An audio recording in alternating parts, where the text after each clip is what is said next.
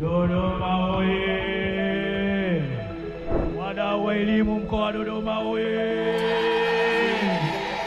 Kwanza tunatoa pongezi za dhati kwa Mheshimiwa Rais Dr. Samia Suluhu Hassan kwa mafanikio makubwa ambayo Tanzania inapiga kwenye sekta ya elimu, na manufaa katika mkoa na katika wilaya zetu hapa Dodoma yanatokana na mchango wake wa fedha, maelekezo ya kisera na maelekezo ya tendaji.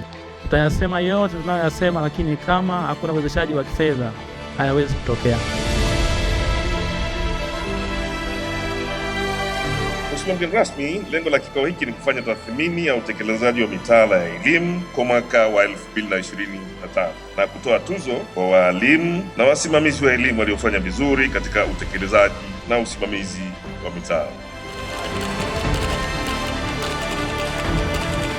Utaratibu huu wa kukaa pamoja na kupeana taarifa za elimu, lakini pia kutambua juhudi za walimu wetu ni nzuri sana, kwa sababu unaongeza ari ya kufanya kazi vizuri.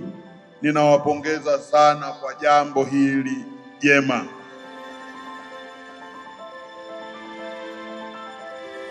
Mimi zaidi leo ni furaha yetu tulionayo baada ya kuona hatua kubwa ambayo tunaendelea kuipiga kwa mkoa wa Dodoma, tukiwa na imani kuwa kama elimu ni mkombozi wa maisha, baada ya muda historia ya Dodoma itakumbuka mambo haya kwa kuona watoto walioelimika, kwa kuona ajira mbalimbali, maarifa, ongezeko la utatuzi wa mazingira na vitu vingine vya maendeleo. Hii ikiwa na watoto wote wameelimika, kata wameelimika, mkoa, ni wazi tutaona maendeleo ya dhati kwenye nchi yetu.